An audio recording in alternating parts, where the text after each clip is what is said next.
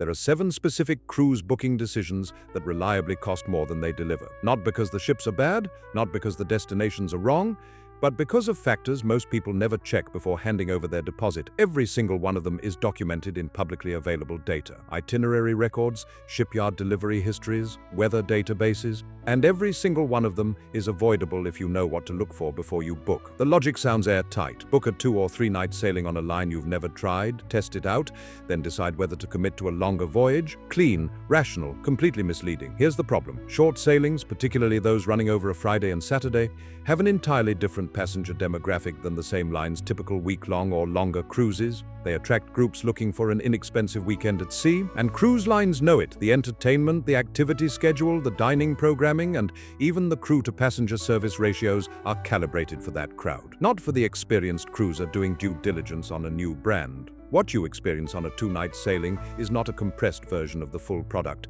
It's a different product entirely. The average cruise trip length, according to CLIA industry data, sits at around 7.1 nights. That's the sailing where a line's full programming, service standards, and passenger mix reflect what the brand actually delivers week in and week out. A 2-night weekend sailing is an outlier in every direction, and using it to evaluate a cruise line is like judging a restaurant by its bar menu on a Friday night. World cruises are one of the most effective marketing products in the cruise industry. The brochure imagery is spectacular. The word world carries enormous psychological weight, and none of that tells you the one number you actually need to evaluate before booking: the ratio of port days to sea days. Here is what the data shows. A typical world cruise runs 100 to 130 nights. The number of actual port calls varies significantly by operator. Silversea's 2026 Silver Dawn World Voyage, for example, includes 70 port calls across 140 days. That's a genuinely port-intensive itinerary. But many mainstream world cruise offerings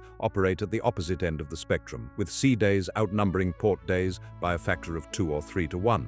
You can find this ratio publicly in the detailed itinerary before you book, yet most people never calculate it. If your goal is to see the world in depth, a single ship sailing all the way around it is frequently not the most efficient vehicle for doing that. The same 130 nights split across 3 or 4 purpose-built regional itineraries, one focused on Southeast Asia, one on South America, one on the Mediterranean, will typically deliver substantially more time on the ground in each destination than a single world voyage that spends half its nights crossing open ocean. The world cruise is not inherently a bad product. It is a bad product for people whose goal is to actually explore ports. And it is regularly marketed to exactly those people. Between 2024 and 2026, the following ships had their maiden voyages delayed due to shipyard issues. Oceania Allura, delayed by 3 months after delivery was pushed by the Fincantieri shipyard.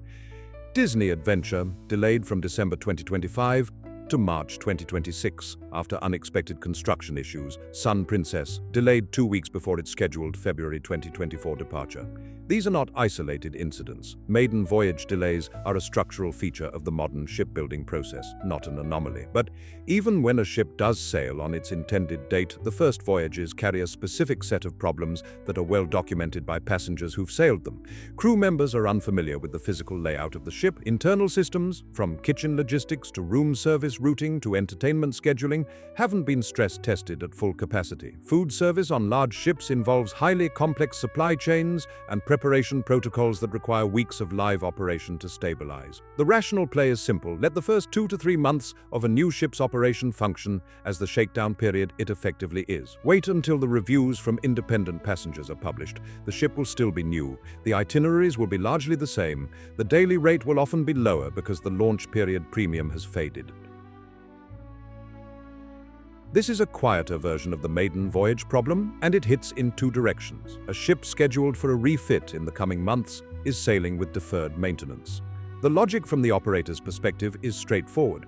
Why spend money fixing problems that will be addressed in the upcoming dry dock? That calculus makes business sense for the cruise line, and it produces a substandard sailing experience for the passenger who didn't know to look for it. Worn interiors, slow or absent service in venues undergoing soft closures, And equipment issues that were flagged internally but left for the yard are all documented patterns on pre-refit sailings. Coming out of refit, the problem inverts. Refits routinely run over their scheduled completion window when a ship exits dry dock with work still in progress, a standard outcome on large, complex vessels. The first few sailings can involve closed venues, lingering paint smells, contractors finishing work aboard, and operational systems that were disrupted during the yard period and haven't been reset. The workaround is the same in both cases. Check whether the ship you're considering has a scheduled refit in the 6 months before or after your intended sailing date. This information is publicly available in maritime scheduling records and frequently reported by cruise industry outlets. A quick search of the ship name and dry dock or refit will usually surface the relevant dates. This one requires a specific distinction. A full charter, where an entire ship is booked for a single group, whether a fan convention, a themed event, or a corporate retreat, is disclosed up front. You know exactly what you're signing up for. The problem is the partial charter, where a significant block of the ship is reserved for a private group that hasn't been publicized in the booking materials. The consequences are concrete. Public venues get closed off for private events, common areas lose their usual character, scheduled programming gets altered or cancelled, and the passenger mix shifts in ways that can fundamentally change the onboard atmosphere.